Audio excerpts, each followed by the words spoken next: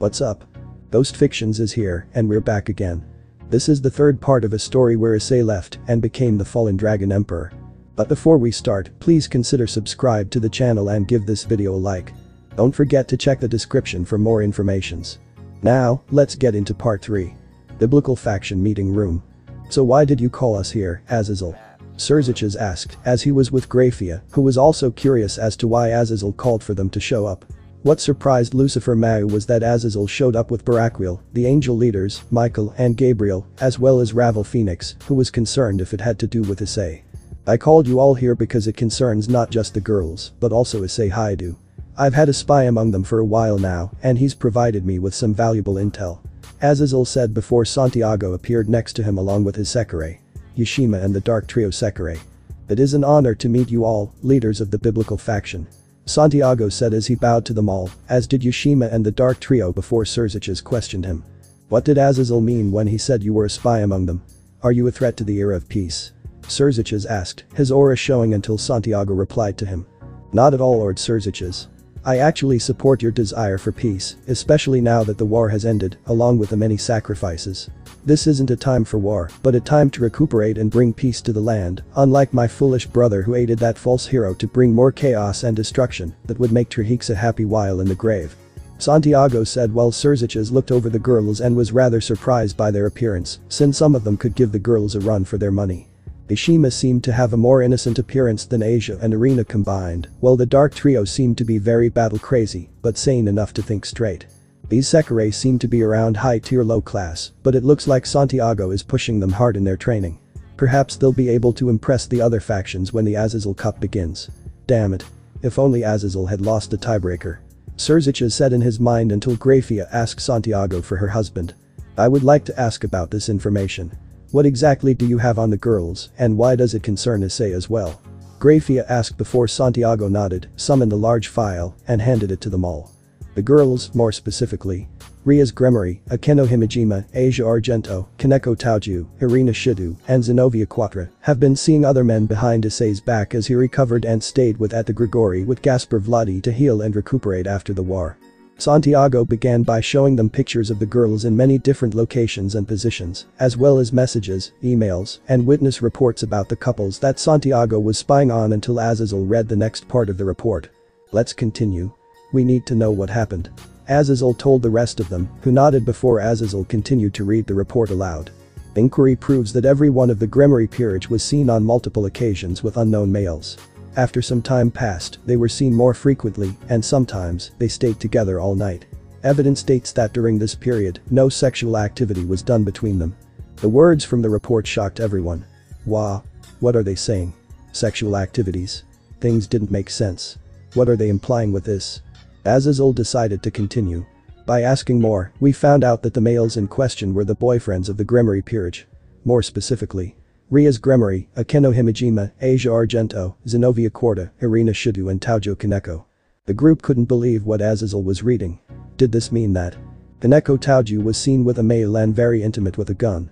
And according to witnesses, she is training him, but the boy is a crybaby, which is pathetic. The other male, Issei Hyoudou, seems to be ordered to do the devil jobs of Hyoudou Issei due to the Red Dragon Emperor's recovery and therapy needed for his mental healing. As a result, he wasn't seen in the Hyoudou mansion for weeks. We believe that because of the great amount of work he had to do school and twice the maximum amount of devil jobs he was exhausted as a result. The report continued, but it seemed that it was only for Azazel's ears now. Later on, Kiba discovered the current relationships of the Gremory peerage, but according to my interrogation, when I was inspecting the reason behind the girls seeing the other boys, Kiba gave me an interesting response. He wasn't directly involved in the problem in question, plus being only a servant, he had no voice nor vote in this business, he literally couldn't do anything. The phrase was taken from Kiba's Hyoudou diary. The report was then interrupted by a sickening crimson tide of energy erupting from Serziches. At that moment, everyone kept their distance from him. Everything his aura touched was destroyed to a molecular level like it wasn't there in the first place. The table, the chairs, the floor, the enchantments in the hall, even the space itself distorted. His shoulders were visibly trembling, and his face couldn't be seen, it was covered by his red hair, which flared up with black flames. The sound of blood dripping to the ground was the only thing that could be heard. Surziches clenched his fist so hard his nails dug into his skin, while the veins on the reverse of his palm broke because of the strength, tainting his entire hand with his blood. His skin started to peel back from that same arm, dropping to the ground with a nauseating squelch. Underneath it was a putrid tangled black mess of something that took the shape of an arm. Seeing that caused almost everyone to prepare their best defensive spells. They knew that color, that form. But before long, the aura retreated and everything went back to normal. Surziches was still standing in his location, now being a perfectly circular crater of considerable depth. He stood there, unmoving, his shoulders still trembling. Everyone released a breath they didn't know they were holding. Thankfully, they dodged that bullet. If Surziches unleashed his true form, then forget about the capital castle, half of Lucifid would be gone. But it seemed that they tempted fate. Whoosh. The room decreased in temperature, reaching almost absolute zero. A thick white mist embraced all the people inside the room. It was trapping them and ensnaring them as if ensuring that they would never leave its grasp, perpetually trapped as they experienced an agonizing death. The walls were covered by layer upon layer of clear white ice that reflected the poor lighting of the room. All locations inside the room were frozen over, and after another small pulse of that aura, everything cracked. The chandeliers on the ceiling fell and turned into dust before they touched the ground. The paint on the walls and everything on them peeled off and became powder as it fell to the floor. The breaths of all present became visible, and a hair-raising cold chill slowly crept up everyone's spines almost as if enjoying it. At that moment, they all activated spells to protect themselves. That kind of ice wanted only to extinguish the small ember of life that all creatures possessed. Its sole purpose was to eradicate all the life it could. Graphia had hollowed eyes, and nothing could be seen in them, almost as if she were a machine without purpose. The smooth white aura covered her skin, giving her the image of a frozen beauty, like the statue of ice that could be seen but not touched. That aura froze the air around her, forming mist and snow inside the room. She was trembling while tears fell from her eyes. But after some minutes, the aura dissipated and she fell on her knees, crying her heart out. The heart-wrenching screeches of a broken woman who just seemingly lost one of the most important people of her life filled the room. Hearing the screams, her husband ran from the place he was and hugged her with all of his strength. Feeling her husband's warmth, she immediately clung to him like a lifeline. Once she was in his embrace, she cried even more. Both were hugging each other. Surziches had still not recovered, blood was still falling from his hands as he clawed his other arm in a futile effort of trying to calm himself down. His eyes were bloodshot, probably because of his will not to break down due to everything he had heard about Issei. He would have never expected something like this to happen. Both Graphia and he loved Issei as if he were their little brother, so hearing the report from Santiago about Issei's condition as well as the females who supposedly loved him, the words literally broke them. Time passed, and soon, they recovered, more or less, just enough to have a clear mind. Surzich's hands stopped bleeding while Graphia stood up, her eyes were red from all the crying. Azazel left the report on the table and massaged his forehead with his eyes closed. Azazel could only sigh as he rubbed the bridge of his nose while groaning at what the report provided from Santiago. Shit. This is such a fucking mess. Santiago agreed with the fallen governor because he understood Issei's pain. Even the Shadow King had been betrayed by his loved ones before. Still, it hurts the most when Santiago cares for his little brother and lover before they betray him, when Santiago tells them not to follow Cao Cao. Their betrayal didn't just hurt Santiago, but his parents as well, which made Santiago almost give in to his rage and tear apart his foolish brother and ex-lover. I understand the pain you are feeling, Issei Hyoudou. You feel as though your life means nothing due to the ones you love betraying you. I could never stand that smug woman Ria's Gremory reaping what you did while all she did was stand and look like she was making an effort. At least Surziches and Graphia earned their title and respect, but Ria's did not. Santiago said that his rage towards the Crimson Ruin Princess was the definition of the types of devils he despised. Arrogant, egotistical, lustful, selfish, and uncaring of the emotions of others. Santiago respected Sona since, unlike the Gremory peerage before the Red Dragon Emperor, the Citri heiress was a more popular heiress than Ria's due to her leadership and skills in raiding games, along with her peerage, who were close to defeating the Gremory peerage at the Young Devils ratings game, had it not been for Issei, Asia, and Zenobia, as well as Kiba and Gasper carrying the team. I really don't blame you, Issei Hyoudou. Should I have been in your position, then I would have done the same. Santiago said as he turned his eyes to the ones he was most worried about. His Sekirei. Ishima was shocked at this as she learned about her savior who rescued her from a fate worse than death, as well as how he was betrayed by his loved ones, which made the Sekirei's aura begin to show, as her hammer began to glow with so much more power than before, until Santiago calmed her down, since he understood her rage. Still, she mustn't let it control her. Ishima nodded as she relaxed and took a deep breath. She looked at the pictures of the females who betrayed her savior and made a vow to make them pay when they met in the ratings game. The Dark Trio, we're on board since they didn't know Issei, but if it gives them a chance to kick some princess's ass, then who are they to deny the chance? Surziches and Grafia, on the other hand, were frozen solid, trying to assimilate the words just now. Bomb. Then Surziches struck the table again, this time turning it into smithereens. Yuck. They saw the man in question being surrounded by a dull red light as everything in his surroundings started to disappear. All just began breaking apart and started to float in the air. The particles of stone from the table hovered in the air and slowly turned into nothingness. The same red light around him slowly dissolved the floor beneath him. My sister cheated on her future husband.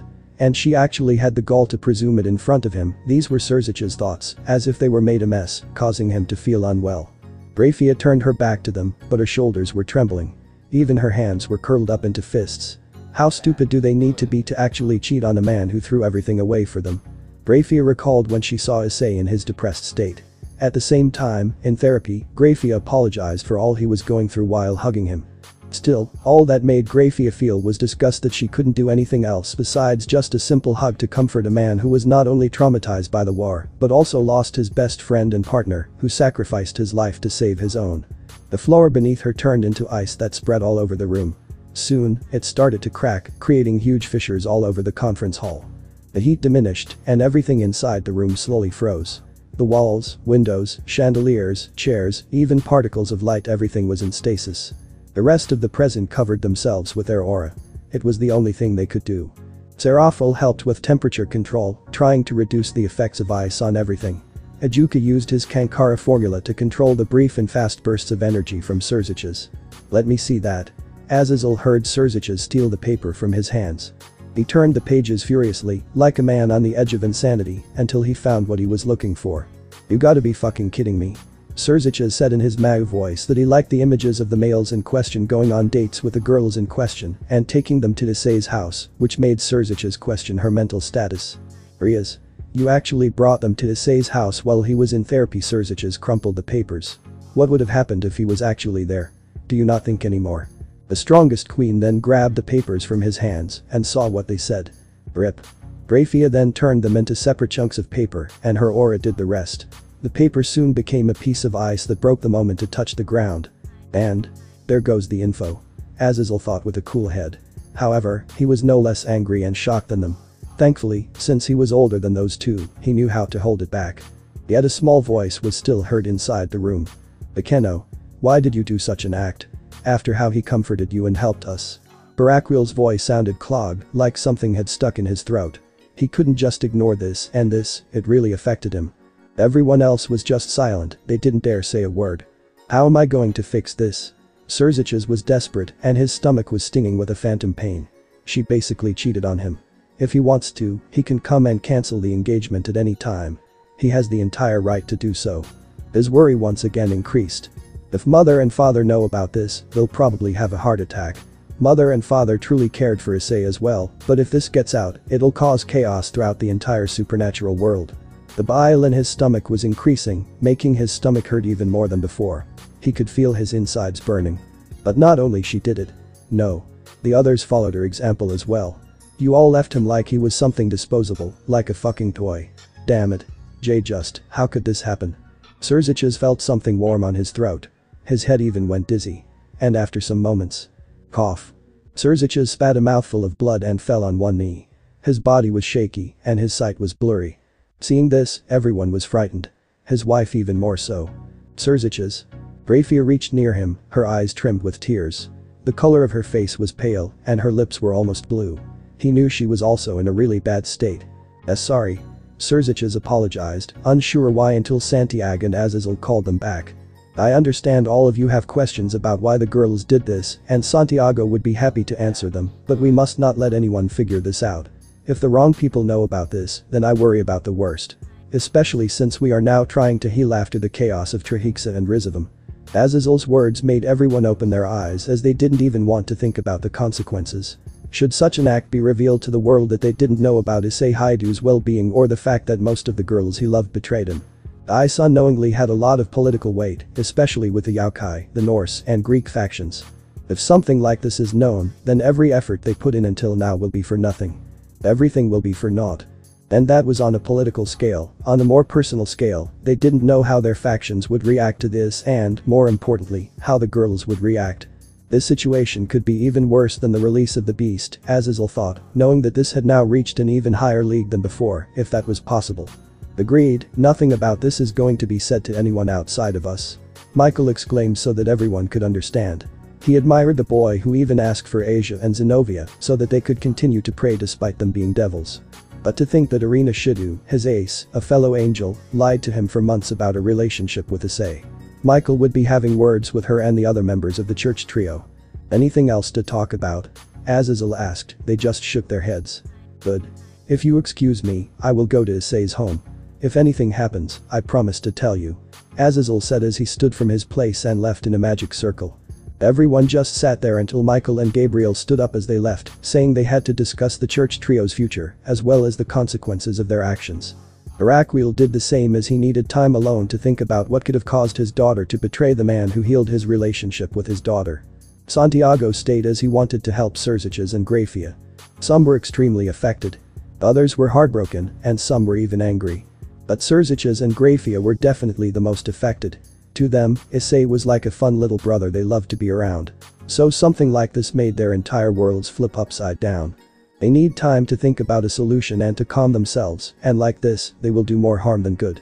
Serziches and Grafia then looked at Santiago, who walked over to them before sitting across from them. Both of them said a word when Serziches asked the two questions in both his and Grafia's minds. Where is Issei? And why did they do this to him? Santiago was silent as he then summoned a portal, pulled out a tea set, and poured them all a fresh cup of oolong tea. Drink, and I'll tell you everything I know about not just the girls, but also their lovers. Santiago said before telling them everything he knew. Should this work in his favor, Santiago would not only be able to clash with the Dragon Emperors, but also gain power by removing the princess from her throne. But Azazel. To think that those girls would do such an act while the one they supposedly loved was recovering. Azazel said as he walked into Issei's home before seeing Gaspar rush towards him before the Daphmer stopped in front of him. I take it Santiago told you everything. Yes, but I would like to speak to you and Kiba whenever both of you are available. Azazel said before slipping towards Issei's room and unlocking the door to see that it was still taken care of even though the room owner was out. Azazel then saw a letter on the desk. Azazel opened it before reading it to himself. Dear Azazel, Serziches, Michael, or any of the other biblical faction members who are reading this. I wanted to let you know that I am fine and well, since I will admit that, yes, my heart and soul shattered when I saw that the 6 of them didn't love me, even after all I've done for them, but I know that letting my rage consume me would have done more harm than good. I know some of you will be shocked when you learn of the girls and their boyfriends, but I ask that you do not let them be punished, at the very least, not yet. Now, you are probably wondering why I would suggest such an act even after all they've done to me. Still, it's because, during my therapy, I've learned that when I was in Juggernaut Drive, I didn't just gain the rage of the other possessors, but their sadness, fears, disgust, and many other negative emotions that broke them. I was almost like them. I almost took my life when I thought I no longer had anything since I was a normal, perverted high school kid with no special qualities, except for the boosted gear and how I'm good at uplifting others. However, it was thanks to Aphrodite that I was actually able to continue living, and that's why I took the job in Shinto Tito that you told me about. Since it was a blank slate for me to rebuild myself, I trained and readied myself, which is why I lied when I said that Tokyo University accepted me.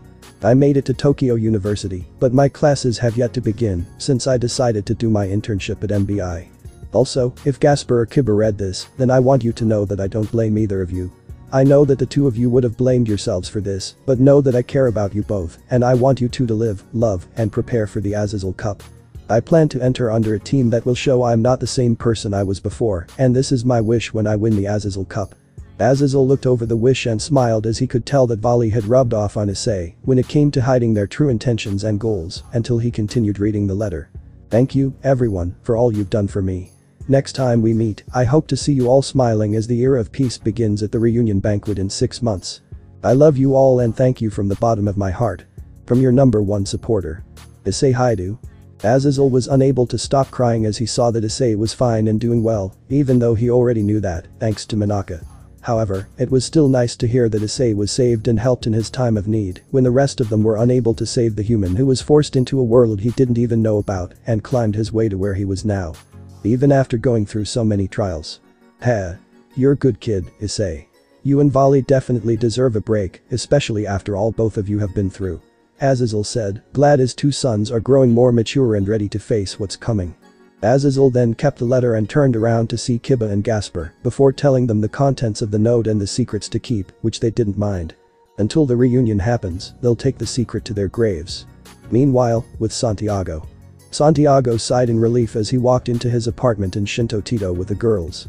He was glad to be home after telling Surziches and Grafia everything he knew.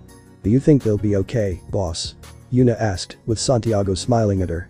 Out of the dark trio, she's the most level-headed of the three due to her ability to control her battlelust and bloodlust. Gio and Hattie were deadly with their weapons, but the two of them needed help to devise complex strategies. They are more of an instinct type since they rely on their weapons and insane physical skills to take down their enemies. Santiago learned that the Sekirei were created after the three gods of war, who were blessed by the god of war, Ares. This explains their battlelust and desire for bloodshed. Ishima, on the other hand, was more of Aphrodite since she didn't mind fighting, but preferred to comfort her Ashikabi when she felt them being worried or something else. Santiago smiled at the Hammer Sekirei since he cared deeply for her and wished to protect her kindness and innocence. Granted, the Sekirei was a bit naive, but after Yashima's last Ashikabi, Santiago swore to protect her and help her become strong enough to defend herself, so she'd never be taken advantage of again. The Dark Trio even enjoyed Yashima's company, which amazed Santiago since he thought the three would hate her. Still, Yashima got along with them swimmingly since Chio and Hattie enjoyed head rubs from the Hammer Sekirei, and they were amazed by the girl's gentle hands. At the same time, Yuna and Yashima had an older sister-younger sister vibe going on, since Yashima looked up to Yuna and wanted to be as strong as her, which made Yuna a bit flustered but didn't mind having a little sister in Yashima. And their relationships helped them become an even stronger fighting force. I think they'll be well since I think Azazel has one last thing from Issei to help calm them down. However, it's time we continue to try and recruit other Sekirei or eliminate other Ashikabi from the game. Santiago said that he was hoping to obtain more close combat fighters or an elemental user since the Dark Trio took the first 3 pawns. At the same time, Yashima was a rook, which suited her well since her fighting style was even better now thanks to the training she had with the Dark Trio. Indeed, unfortunately, many of the Sekirei I've seen are weapon users, which doesn't give us very many options. Yuna said while Chio groaned before sitting up. I'd say we get out there and hunt them down so we can force them to work with us. Yeah. I like that idea. Gio and Hattie said this before giving each other a high five, which resulted in Yuna punching them on the head, making them pout at their injury. We can't do that since it'll be just like force winging them, which is too cruel to any Sekirei. Yashima explained as the two girls mumbled to themselves but nodded in agreement with Yashima, making Santiago and Yuna chuckle at their change of mind until Santiago then felt his phone buzz as he then looked to see a notification pop up on his phone. This is just in, but all Ashikabi can now battle for a chance to claim Sekirei number 108 Kusano. This adorable girl will be an excellent addition to the team and greatly bolster one's flock. Still, she's just one of many Sekirei who are now hiding in the Green Lady's home, which is at Shinto Tito's botanical gardens. Try to be the first to get her before anyone else does. Oh, and I suggest you hurry since the Ashikabi of the disciplinary squad is making its move. Santiago's eyes widened at this moment before a smile appeared on his face as he then looked at his girls. Girls. It's time we prepare for battle to show me how much you've grown. And it's time for the Ashikabi of the East to show himself to the Ashikabi of the North. Santiago said as the girls grinned at this before they got their armor on as well as their weapons. The Shadow King's forces are now making their move to the Green Lady's home, where the Red Dragon Emperor and his forces are also heading. Meanwhile, Issei and his Sekirei were free running on top of the buildings as they headed to the botanical gardens. Issei felt something similar to a tug in that direction, as if a Sekirei was calling out to him. I hear you, Kusano. Issei said in his mind as he felt the life Sekirei resonate with his heart and soul, similar to when he felt more connected to his other Sekirei. Soon, the two kings will clash, but who will claim the Sekirei of life and death? Shinto Tito. A few hours earlier. Issei was looking over the other files of the Sekirei that Seoke Oru had passed out to the people of Shinto Tito and could see that they were basically weapon-type Sekirei, which made Issei wonder why there were so many weapon users and few hand-to-hand combat or elemental users, since they can prove to be more useful than most weapon users. I really do feel bad for the Raiden twins since they're stuck with such a shitty master. Issei said before feeling a pair of arms wrap around his neck until a soft sensation touched the back of his neck. Desu. A cherry voice said. Issei smiled at the flirting attempt before adopting a pondering look. Ureha. How mean. I'm just teasing you, Beanie-chan. Tsubasa huffed but didn't let go, her grip tightening slightly. "You're lucky you're cute, Issei." He chuckled, gently prying her arms from around his neck. "And you're lucky you're strong, Beanie-chan." As they shared a light moment, the atmosphere in the room shifted when Kacho entered, her expression serious. "Issei-sama, we need to finalize the plan for tonight. The Sekirei of Life and Death has trapped herself in the botanical gardens of the city due to her powers. Hyoudou wanted to broadcast the news all over the city for anyone to see, and I tried to get him to understand that we must not create a spectacle from this crisis. But he thought it was a good idea to draw up publicity, yes. I'm afraid so, Issei-sama, but what can we do? Simple. We play the game, but I do want to know who the Sekirei of Life and Death is, since I haven't seen a Sekirei with that title." Issei said before Kacho handed him a file that was under her left arm. "Manaka Hyoudou told me to give you this, saying that it would explain everything." Kacho said as Issei accepted the file and looked it over. He was rather surprised to see that Kusano was once a small child before a new photo was next to her profile pic, which made her look as if she was 20 years old, about his age. Sekirei Project File. Kusano, the Sekirei of Life and Death. Overview. Name. Kusano. Designation. Sekirei number 108. Aliases. The Sekirei of Life and Death, Queen of the Forest. Age. Physically appears as a 20-year-old woman, mentally fluctuates between child and adult. Abilities. Life manipulation. Ability to create and control plant life. Death manipulation. Ability to drain life force and cause death. Personality analysis.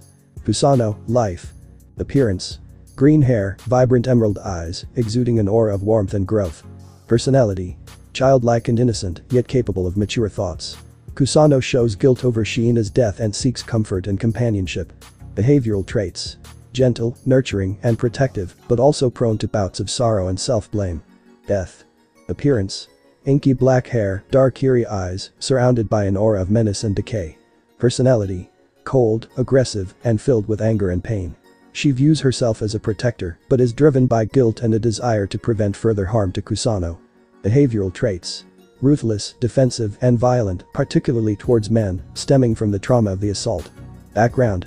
Kusano was originally the Sekirei of Life, possessing the ability to create and control plant life. Her innocent and childlike demeanor earned her the affection of many. However, a tragic incident involving her protector and brother figure, Shiina, the Sekirei of Death, drastically altered her fate. Incident report. The fusion of life and death.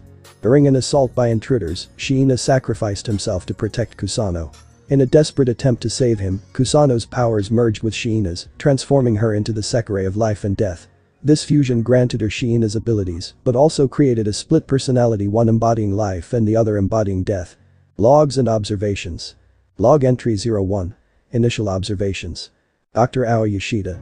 Kusano exhibits dual personality traits post-fusion. Her life persona is unchanged in her demeanor, still showing the same innocent curiosity and warmth. However, her death persona is volatile, reacting aggressively to perceived threats. This duality is both fascinating and concerning. Log entry 05. Interaction with Takedo Asama. Dr. Hina Tanaka. During a routine check, Takedo Asama interacted with Kusano.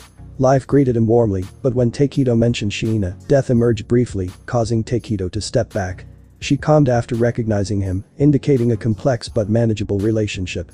Log entry 08. Encounter with Seo Kaoru. Dr. Aoi Yoshida. Seo Kaoru accidentally walked in on Kusano while she was transitioning between her personas. Death reacted violently, nearly killing Seo. Since then, Seo has shown a marked fear of death, avoiding interactions with her entirely. Log entry 12. Incident with potential Ashikabi. Dr. Hina Tanaka. Ashikabi candidate number 27 was introduced to Kusano for potential winging. Upon approach, Kusano's death persona emerged, resulting in a fatality. The candidate's life force was drained instantaneously. Kusano, life, expressed deep remorse following the incident. Interview excerpt. Kusano, life and death. Dr. Aoi Yoshida. Yoshida. Kusano, can you tell me how you feel right now? Kusano, life. I'm scared. I don't want to hurt anyone. I miss Shiina. He always protected me. Death. Shiina's gone because of weakness. I won't let anyone hurt us again. They deserve what they get. Log entry 15. Interaction with Karasuba and Yume. Dr. Hina Tanaka. Karasuba and Yume often visit Kusano. Karasuba enjoys sparring verbally with death, finding a kindred spirit in her ruthless nature. Yume, however, prefers Kusano's life persona, offering comfort and guidance. Both sides of Kusano seem to appreciate these interactions, albeit differently. Log entry 23. Incident at Botanical Gardens. Dr. Hina Tanaka. During an outing with Manaka Sahashi, an Ashikabi and his Sekirei attempted to force wing Kusano. Death Persona responded violently, neutralizing the threat with lethal force. Kusano, life, reverted shortly after, seeking comfort from Manaka, who she refers to as mother. Log entry 28. Praying to the Sekirei gods. Dr. Ao Yoshida. Kusano was observed praying to the Sekirei gods Athena, Ares, and Aphrodite, though she used different names. Athena, Aria, and Aphrodite.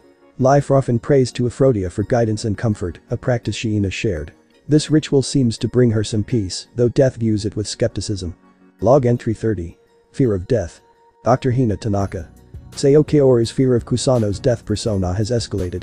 During an attempt to gather data, Seo's mere presence triggered Death, who attempted to strangle him. Takehito Asama intervened just in time, but Seo's fear remains, and he refuses further interaction. Scene 1. Death's first kill. Death stood over the body of the Ashikabi candidate, her dark eyes glowing with a cold, unfeeling light. Vines and roots, twisted and blackened, retracted back into the earth as the last breath left his lips. She turned to face the horrified scientists, her voice a whisper of menace. Death. This is what happens when they try to touch us. They die. Kusano, life, re-emerged, collapsing to her knees beside the lifeless body, tears streaming down her face. Kusano, life. I'm sorry, I didn't mean to. Scene 2. A walk in the gardens. Manaka Sahashi led Kusano through the tranquil paths of the botanical gardens. Kusano's laughter filled the air as she marveled at the blooming flowers. Kusano, life. Look, mother. The flowers are so pretty. Manaka. They are, Kusano. Just like you. Suddenly, the tranquility was shattered by the approach of an aggressive Ashikabi and his Sekirei. Manaka stepped protectively in front of Kusano, but Death emerged to face the threat. Death. You'll regret coming here. Scene 3. Internal struggle. Kusano stood in the heart of the forest, her body trembling as her two personalities battled for control. Kusano, life. Shiina wouldn't want this. He believed in us. Death. Shiina is gone because of our weakness. We must be strong. Scene 4. Interaction with Karasuba and Yume. Kusano was sitting in a garden, tending to the flowers. Karasuba and Yume approached, their contrasting energies evident. Karasuba. Hey, little one. How's the garden? Kusano, life. It's beautiful. I wish Shiina could see it. Karasuba smirked while Yume knelt beside Kusano, placing a comforting hand on her shoulder. Yume. He's watching over you, Kusano. He's proud of you. Kusano smiled, feeling the warmth of Yume's words, while Death silently acknowledged Karasuba's presence. Scene 5. Prayers to the gods. Kusano knelt amidst a circle of vibrant flowers, her hands clasped together in earnest prayer. Beside her, Death stood, her demeanor solemn and silent, yet an air of desperation surrounded her. Kusano, life. Aphrodite, please guide us. Are you there, Shiina? Are you safe? Death's eyes narrowed, her voice low and filled with bitterness. Death. Athena, Aria. We seek your strength. Shiina wouldn't want us to beg forgiveness. He'd want us to be strong. Kusano glanced sideways at Death, her expression conflicted. Kusano, life. But Death, we need to know. We need to know if he's at peace. If he forgives us. Death's gaze softened momentarily, a flicker of doubt crossing her features. Death. Fine. Athena, Aria. If you can hear us. Forgive us for what we've become. Protect Shiina, wherever he may be. Kusano closed her eyes, her voice trembling with emotion. Kusano, life. Please, Shiina. Watch over us. Help us find our way. In the quiet of the garden, their prayers echoed, a plea for guidance, forgiveness, and the strength to endure their newfound existence. Quotes and denial of participation. Dr. Hina Tanaka. Kusano's duality poses significant risks. Her death persona's instability and violent tendencies make her participation in the Sekirei plan untenable. We must find a way to help her control these powers. Burrito Manaka. Kusano's powers are too unstable for the Sekirei plan. Her potential to both create and destroy is unmatched, and without an Ashikabi to ground her, she is a danger to herself and others. I will not allow her to enter the game under these circumstances. Manaka Sahashi. Kusano is like a daughter to me. I've seen her suffer, and I've seen her moments of pure joy. We must protect her, guide her, and ensure she finds the peace she deserves. Conclusion. Kusano's transformation into the Sekirei of life and death has created a complex and dangerous duality within her. In contrast, her life persona seeks love, comfort, and healing. Her death persona is driven by pain, anger, and a desire to protect at all costs. Her interactions with potential Ashikabi have been disastrous, and her powers continue to grow uncontrollably without a proper anchor. Continued observation, support and intervention are necessary to help Kusano reconcile her two halves and find a way to live. They were created by Sekirei number 102, Yuki, the Chrono Weaver, also a non-combatant and employee of MBI. Wait, I thought all Sekirei were issued to battle in the Sekirei game? Issei asked before Kacho explained. Yuki isn't a combatant since her powers are more of information gathering, interrogations, and such. That is why Yuki is a Sekirei but more of an employee since her powers aren't exactly useful as a combatant and she already has an Ashikabi who's also an employee at MBI. Kacho explained, making Issei surprised before thanking her for the information. Thank you Kacho. Issei said before looking back at the file. Still, though, we need to see if we can help Kusano control her power before. Issei's eyes widened as his heart and aura began to react as if something or someone was calling out to him at his home. Issei-sama. Are you okay? Benitsubasa and Kacho asked before Issei began to fall to the ground, alerting his other Sekirei as they rushed over and tried to calm him down until Issei only saw darkness. At the same time, Kusano was yelling as she reached the gardens and her power exploded, causing the botanical gardens to turn into a massive forest that shocked the Ashikabi, Sekirei, and non-combatants at what was happening at the gardens until Manaka spoke to his assistant. So you are telling me that Kusano sensed that she was connected to an Ashikabi, but death took over and wanted to kill them? Manaka asked before Natsuo Ichimachi replied. Yes.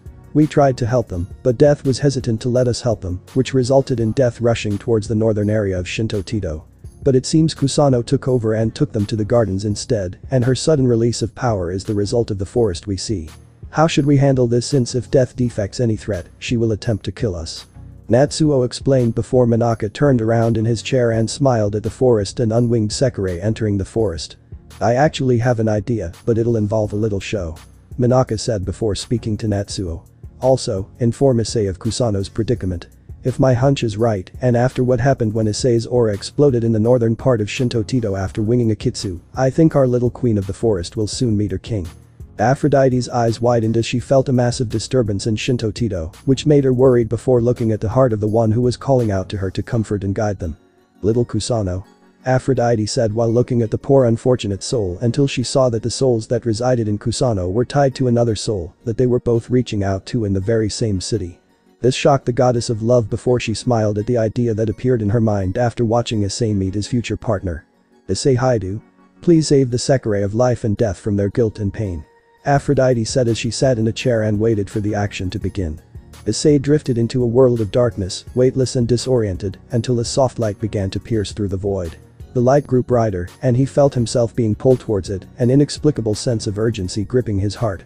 Issei then found himself in a surreal landscape, the darkness giving way to a lush, ethereal forest bathed in a soft glowing light.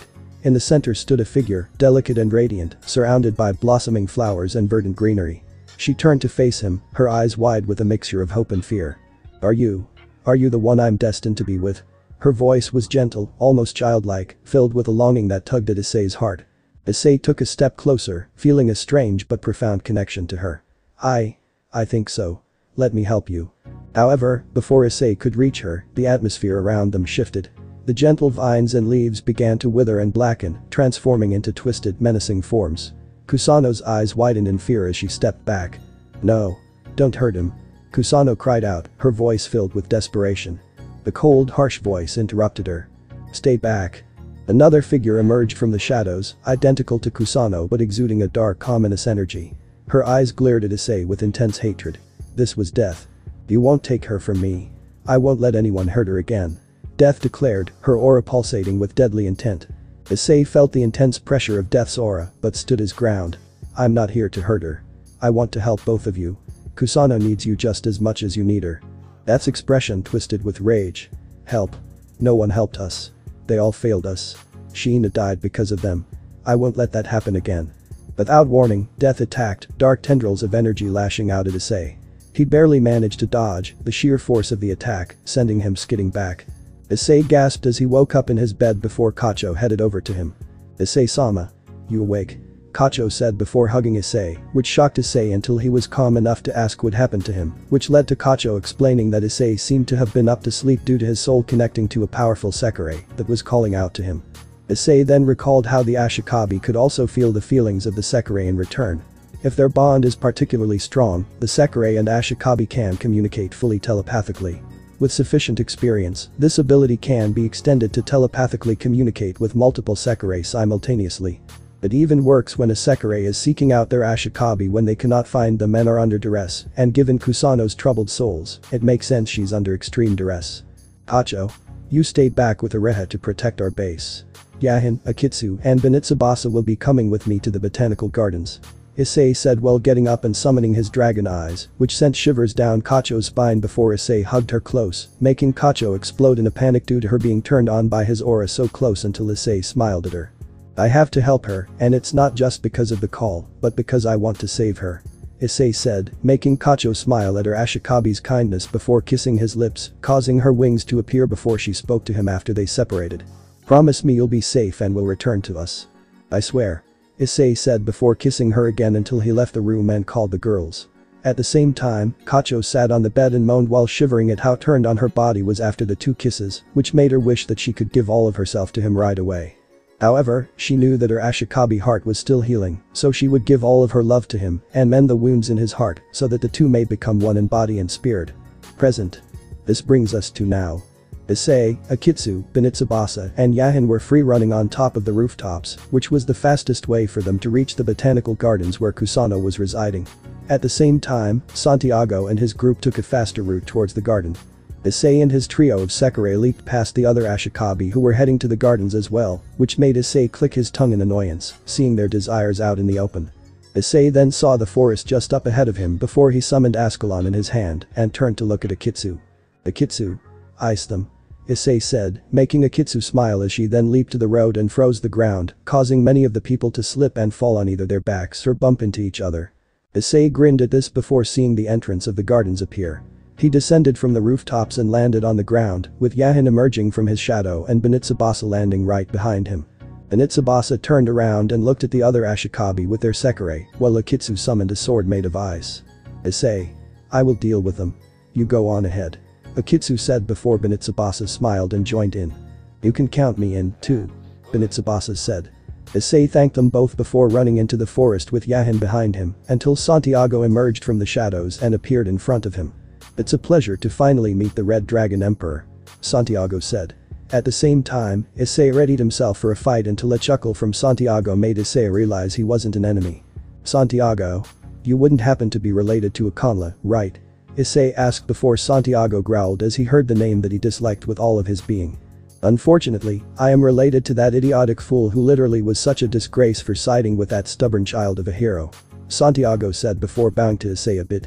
You have my deepest apologies for not stopping Kanla when he joined the hero faction. No. You couldn't have known or expected him to do something like that. He's trying to change, and sure, it's taking a while, but I can tell Kanla is trying to become better. Issei explains, making Santiago smile a bit, knowing how his foolish brother is trying to change for the better and redeem himself for his actions. Thank you. Still, I've been a fan of yours for a while now, and I'm impressed with how you've been helping your flock become stronger before the Azazel Cup. Indeed, although I still need to take the trials in order to get in the ranking system. I may have started forming my peerage, but I wanted to make sure they were ready for what's to come, since this Azazel Cup will not be easy. I see this as a fun way to show everyone that I'm not that same person back when I first started as a devil. Issei said while Santiago nodded in response before looking at his Sekirei, working alongside Issei's own Sekirei. I know why you are here, and I admire how you wish to save her, but I can tell that the two souls within Kusano, life and death, will not be easy, since life seems to resonate with you. However, death is the problem due to their shared guilt for the death of the one they care for. Santiago said before getting a suspicious look from Issei. And how do you know what without seeing her file? My special talent. Sure, I am a superior master of shadows and darkness than my idiot brother, but I also can see the souls of others and their true feelings. When I walked through the shadows, I saw the girl's soul clashing with life, wanting to wing and be with you, while death clashed with life and wanted to protect her. That makes helping her a bit complicated. Indeed. I trust you'll be able to reach her, but be careful with her, since it's difficult to know which side will take over. I'll deal with the ones outside of the forest while you deal with the queen. Santiago said before Issei thanked him for his help until he ran into the forest with Yahin at his side. However, the Shadow Sekirei had her concerns. Are you sure we can trust him, Issei? We hardly know anything about him. Then it's just a risk I'll have to take. Also, Akitsu and Benitsubasa are no pushovers. Stay hidden in my shadow since it'll be easier for you to stage your sneak attacks. Of course, Issei. Don't worry about attackers since your lovely assassin is here to deal with them. This made Issei chuckle a bit as he then replied to her. Then I'll trust you to watch my back. Issei said, making Yahin smile as she went back into his shadow and began to prepare for any fools who would dare to harm her Ashikabi. Santiago laughed as he had the shadows appear and clash with many humans and Sekirei, which amused him to no end until a grey blur took out a Sekirei that was trying to get the jump on Yoshima. The Dark Trio and Santiago were shocked to see that the blur that saved Yoshima was none other than a former member of the disciplinary squad. Heihain. Hi. Heihain waved a lazy hand as if she was bored of the fight before Yoshima thanked Heihain for saving her. Santiago approached her and patted her head, making Heihain purr in delight as she enjoyed the moment with the one who made her feel warm until Heihain then wrapped her arms around Santiago's neck and nuzzled into Santiago's neck, just barely making their lips touch. Which seemed to work as Heihain's wings appeared on her back. In contrast, Santiago was surprised and shocked by the unique kiss from his new Sekirei, who was definitely different from the others he had seen during the game. Wire claws of my pledge, tear apart the guards imprisoning my Ashikabi. Heihain said before turning around to the other Sekirei and Ashikabi approaching them before Santiago readied himself. Don't allow a single one of them to pass and enter the forest. Santiago said before the flock of the Shadow King and Issei's Sekirei got ready to fight until Issei rejoined them. Within the forest of life and death.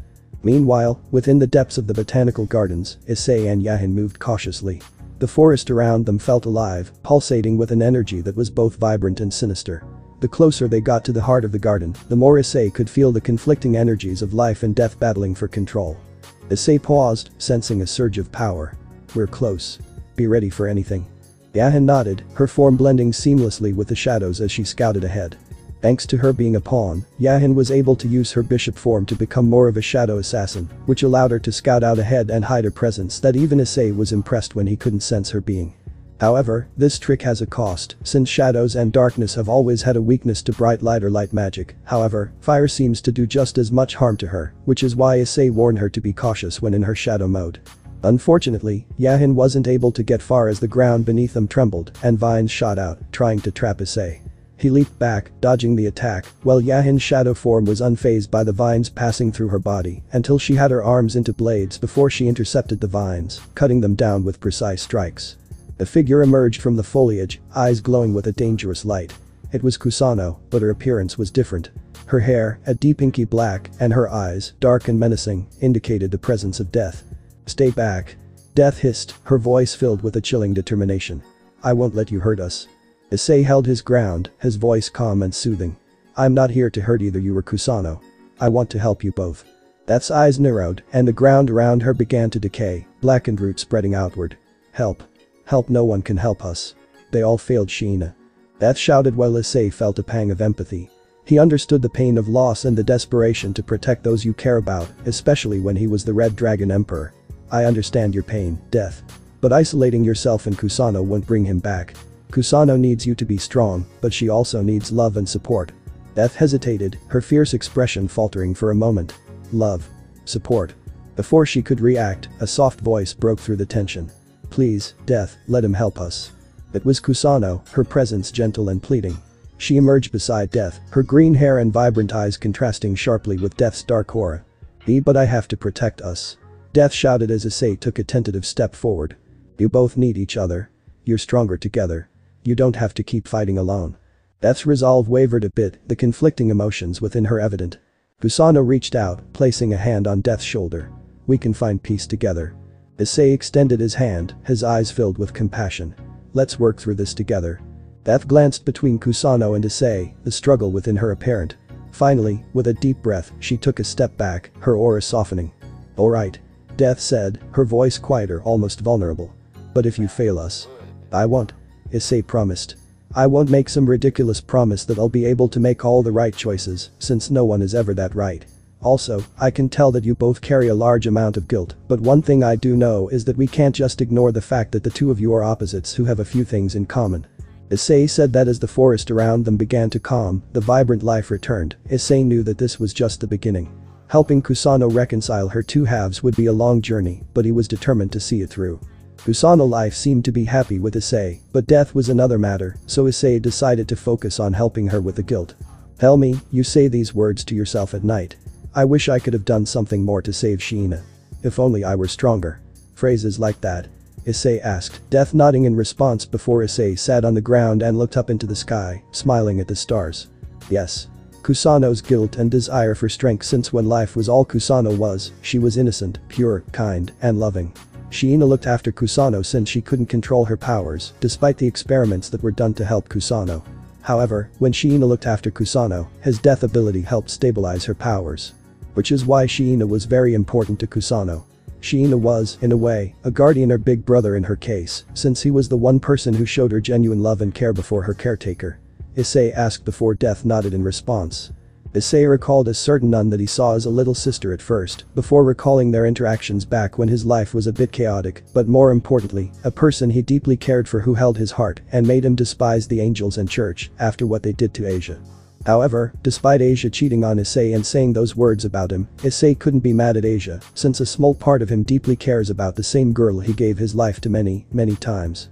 But instead of love, Issei deeply cared for Asia since she was a sweet and kind person like Kusano, which was probably another reason why Issei wanted to help Kusano. I get that. A few years ago, back when I was 17, I met a girl who was just like Kusano back in Kuo town. A nun who was just as naive and kind as our queen of the forest. Issei said before recalling his second year at Kuo Academy. Issei's voice softened as he continued. Her name was Asia. She was a beacon of light in a world that was often dark and harsh. Despite everything that happened, she always remained kind and hopeful. She had this unwavering faith in people, always believing in the goodness of others, even when they didn't deserve it. Beth listened intently, her eyes reflecting a mix of curiosity and empathy. Asia and I went through a lot together. She was innocent and pure, much like Kusano. She had this unique ability to heal others, which made her a target for those who wanted to exploit her powers. I saw her suffer because of her kindness, and I did everything I could to protect her. Issei explained, a hint of sadness in his voice. He paused for a moment, gathering his thoughts. But despite all my efforts, I couldn't save her from everything. She was taken away from me, and it left a void in my heart. I blamed myself for not being strong enough, for not being able to protect her from the cruelty of the world. Those feelings of guilt and regret. They're hard to let go. Beth nodded, understanding the weight of his words. I can see why you want to help Kusano. You see a reflection of Asia in her, don't you? Issei smiled faintly. Yes, I do. Kusano's innocence, her kindness, and her struggle to control her powers. Reminds me of Asia. And I don't want to see her suffer the same way. I want to be there for her, to help her navigate her path and find a way to reconcile her two halves. Beth's expression softened. You have a good heart, Issei. And maybe, by helping Kusano, you can find some peace for yourself as well. Issei looked up at the stars, a sense of determination filling his heart. Maybe. But right now, my focus is on Kusano. She deserves to find happiness and balance within herself. And I'll do everything in my power to help her achieve that. The forest around them seemed to respond to his resolve, the gentle rustling of leaves and the soft glow of fireflies, creating a serene ambience. Issei turned his attention back to death. You carry a lot of guilt, too. I can see it in your eyes. But you're not alone in this. We'll face it together, and we'll find a way to heal. Issei took a deep breath, his expression becoming more somber. There's more to the story, though. He continued, his voice steady but tinged with sorrow. Asia. She cheated on me. It was a shock. After everything we'd been through, it felt like a betrayal. I was heartbroken, confused, and angry. Beth's eyes widened slightly, the revelation clearly surprising her. She cheated on you? How did you handle that? Issei gazed into the distance, the memories flooding back. At first, I was devastated. I couldn't understand why she would do something like that. We had been through so much together, and I thought our bond was unbreakable. But as time passed, I realized something important. He turned back to death, a calm resolve in his eyes. Despite the pain she caused me, I couldn't bring myself to hate her. I wasn't even angry. Asia was, and still is, a kind and gentle soul. Maybe she made a mistake, maybe she found something she needed elsewhere. But whatever the reason, I just wanted her to be happy. I couldn't hold a grudge against her. Beth looked at him, her expression a mix of amazement and confusion. How could you not be angry? How could you forgive her so easily? Issei smiled faintly, a hint of sadness in his eyes. What good would being mad accomplish? Holding on to anger and resentment would only hurt me more. It wouldn't change what happened, and it wouldn't make things better. Asia's happiness mattered to me more than my pride or hurt feelings. Letting go of the anger was the only way I could move forward. Beth seemed to ponder his words, her gaze softening as she processed his perspective. That's quite a mature way to look at it. I'm not sure I could do the same. Issei nodded. It wasn't easy, and it took time. But I realized that forgiveness is a choice. It's about finding peace within yourself and not letting the past control your future. And in helping Kusano, I want to bring that same peace to her and maybe to you as well. Beth looked at him with newfound respect and understanding. You're a remarkable person, Issei. Your compassion and strength are truly admirable. Issei shook his head modestly. I'm just trying to do what feels right. We all have our burdens to carry, and sometimes, letting go is the best way to lighten the load. With those words, Issei stood back up on his feet before extending his left hand towards Death once more. So, what do you say? Ready to leave this forest and become anew? Beth smiled back at him at the same time Kusano appeared within her, as well before they both took his hand, a sense of determination and hope in their eyes. We would be happy to become your Sekirei, Issei Hyoudou, the Ashikabi of the North. Both Life-Death said before they leaned in and kissed Issei's lips, who reciprocated the kiss before Kusano's body leaned back after the kiss, resulting in her body releasing a wing of pure gold and a wing of silver like gray. The two souls then smiled as they looked at their Ashikabi and spoke their vow. Life and death of my pledge, shine on my Ashikabi and heal his wounds in both body and spirit. As she spoke, the forest around them responded, shimmering with an ethereal glow that symbolized both the flourishing vitality of life and the serene acceptance of death. Trees that had been withered and lifeless sprang back to vibrant health, their leaves rustling gently in the rejuvenated breeze. Flowers of every color blossomed in abundance, their petals glistening with dew, while the deeper shadows of the forest provided a quiet contemplative contrast. Issei felt a deep sense of accomplishment and serenity as he watched the transformation, knowing that Kusano's journey was only beginning, but that she now had the strength to face it. Kusano's appearance, with her hair streaked in silver and eyes of green and dark blue, was a testament to her rebirth and the unity she had achieved within herself. Kusano turned to Issei, her expression one of profound gratitude and peace. Thank you, Issei, she said softly, her voice carrying the weight of her transformation. Issei nodded, his heart light. You did it, Kusano. You found your balance and your true strength. Kusano merely smiled as tears formed in the corners of her eyes, while praying to her goddess for delivering her Ashikabi to her, and prayed that she would be able to heal his wounds. Back at Olympus. Amazing. I never would have imagined that the Sekirei of life and death would have become such an amazing person. Aphrodite said while looking at the new Kusano and then at Issei's heart, before seeing an image shift between Issei and the different Sekirei he's winged so far. The Kitsu was hugging Issei and vice versa, while their wings shielded each other from harm. And Tsubasa and Issei sparred together, and both had smiles on their faces, loving their training. Hacho gave Issei a lap pillow and smiled down at Ashikabi's head before rubbing his hair, making Issei sigh in relaxation. Yahin and Issei fought together while Yahin watched his back. Ariha is a wonderful maid and serves her master, while Issei enjoys the tea that she provides for him. And now, Kusano wrapped her arms around Issei's neck and kept his body safe, while the two looked at the stars in the sky. Aphrodite cried a bit seeing these images since she was so happy that her creations were spreading love and happiness to their destined ones, while the love they receive back makes them so much stronger and happier. The goddess of love even smiled at Santiago's own Sekirei and how they loved their Ashikabi, which made her chuckle a bit at how her brother and sister's own Sekirei were able to find love as well. Aphrodite then looked at the many other Sekirei that were connecting to the two kings, which made Aphrodite excited as she rushed to inform her brother and sister of the Sekirei, unaware that a Sekirei born from Aries was approaching the Diablo dragon. Back to Shinto Tito. I thank you, Santiago. You and your group were able to keep them out long enough for me to help Kusano, so if you need anything, ask. Issei said as he expressed his gratitude to the Shadow King before Santiago smiled and replied. Prepare for the Azazel Cup since you and Vali are the only two I wish to clash in battle, since I yearn to become a king who wishes to rule through respect and a bit of fear, but not through bloodshed. Santiago said, which made Issei smile in response, since he could tell that Vali would like to meet Santiago as well.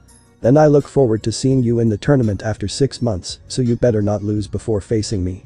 Heh. Likewise. Issei and Santiago said to each other as the two then did a brotherly hug until Issei whispered something into Santiago's ear and vice versa, resulting in the two laughing together, which shocked their groups until the two began to walk away from the forest. Until next time we meet, Ashikabi of the East. I look forward to seeing your flock in action. Indeed, and I look forward to the upcoming matches in this game.